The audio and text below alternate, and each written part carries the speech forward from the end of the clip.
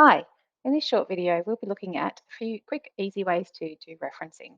So the first thing we suggest to you is that you always have a QUT SiteWrite page available on probably bookmark it on your browser, and we're using APA referencing for the most part. So unless your teacher tells you otherwise, that's what we're using at school.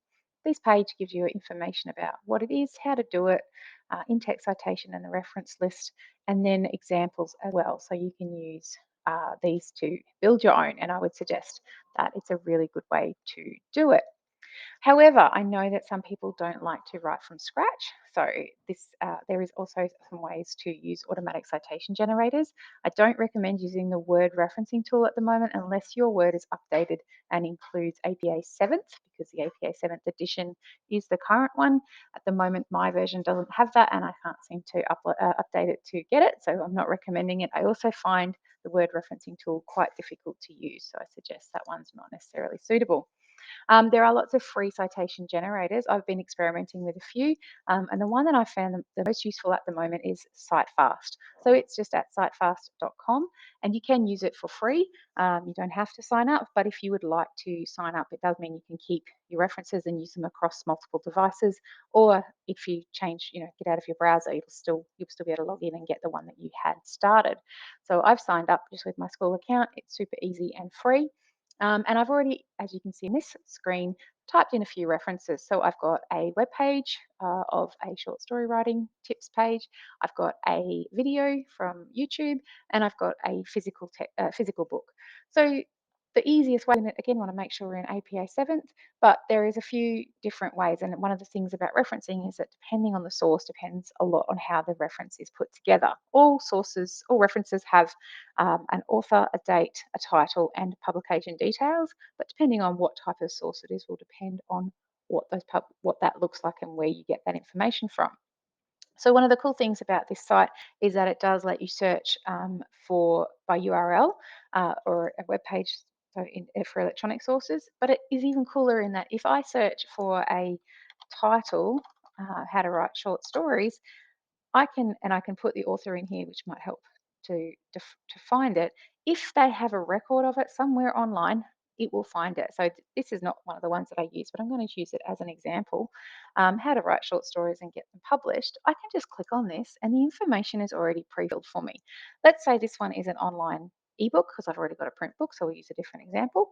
I just need to check to make sure that all of the information there is the information from the source that I used. And I can add bits in if I need to. So for example, a print one, I had to add in that it was a second edition. And then I just save the citation. It'll load it back into here, and it shows where it's popped it in the references list. So this is the reference list as it is. It's currently showing in green because it's the most recent one there. So you can see there, that's exactly what it is. So there's no actual identification. It's an ebook because that's not required in APA 7 anymore. But I can also click on here and see the in-text reference as well. So that doesn't show up in a reference list, but on this page, it'll tell me how exactly the in-text reference should look. So that's pretty cool. If I want to put another website in, for example, this one, I can start by just putting the URL in. So I go to web page as the option, pop in the URL, and what it's going to do is going to try and find all the information that's required. Now that works to a point, but of course, as you probably know, websites have information in all different places because they're created in all sorts of different ways. So it's not likely to be exactly how it needs to be. Now, this one, for example, is entirely missing an author. It's got the date published as far as it knows. It's got the title of the web page and the website that it came from, as well as the URL. And it also asks, is the source material likely to change over time? So if it was a wiki page, you would put the retrieval date in, which would say as today. This is not one of those, it is a website, so I'm just going to keep it as no. But I need to find out who the author was because I believe that there's an author on this page. So a few places I might look, is it up the top? Okay, and it is. Here we are. We've got Bella Rose Pope. It says is the author of this. So I'm just going to get that information there and pop it into here. So the first name is Bella, the middle name is Rose, so we're only putting initials in here, and then the Pope is written in full. So we know that's correct in that space. Is that the correct date? No, it's not. So the date that it says it was published was October 21st, 2021, which is not the date that's in here. So we're going to change that to the 21st of October 2021. And now I'm pretty confident that we've got all the information that I need for that citation. I'm going to click on Save Citation. And it's going to add it in, and it's now the green one here. So you can see what it puts in, the right details, the author details, the date that it's published, name of the site, and name of the page and name of the site and the URL. So that's pretty cool. And again, if I click on in-text, it'll tell me what the in-text reference should look like. One last one, because videos are a little bit different again. So if I go to this YouTube video about writing tips from Rick Riordan and I click on share, I get the actual URL. So this URL doesn't change. If you take one from up the top, that URL may change. So best not to use that one. Best to use the share one, which is permalink. Now, I don't want to just put it in as a web page because that's a bit different. What I want to do is make sure that I choose the right one. So you can see here there's lots of different options, which is really great.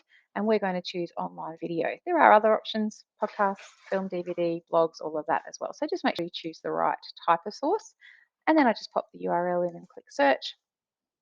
As you can see here, there's also the option to choose manual for any of these.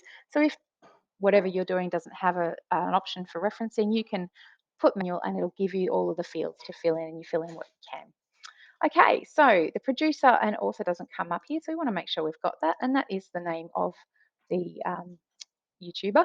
In this case, it's Scholastic, so we're going to type that in. And it's an organisation, so it just goes in the last bit there. Scholastic. The date that it's published is the 14th.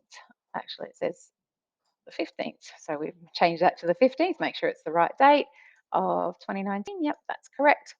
The website is YouTube. The title is Writing Tips from Rick Riordan. And we need to make sure that uses the right case. So this website's great because it's giving me all of the information I need to write a good citation, telling me it's a video because that's going to go into the reference as well, and the URL. Save citation. Gave me a little preview there as well down the bottom. So, and then it pops it in alphabetical order into my reference list. So that's really cool. It's really easy to do, really easy to use, and it makes your references be the best that they can be without you having to go back and forth between a page like this trying to figure it out. But you always got to remember when using any automatic citation generator that you are checking all of those elements, because if you don't, you could get them wrong, and then if you're getting marked on your referencing, that could be bad. So from here, you can copy paste. It will copy it with all of the right information. You can even change the font here. You can export it directly to Word. And you can also simply click export to Word here as well, and it'll download it for you. If you've created an account, it will save it for you. You can see I've renamed mine as Testing Short Stories, but you can rename it to something else. You can also add a new bibliography from here, clear the bibliography if you know you won't need it again. But if you've got an account, that you don't need to do that anyway. So that's about it. I think that will cover us off on how to quickly and easily create a reference list. And again, you can see your in-text references there as well.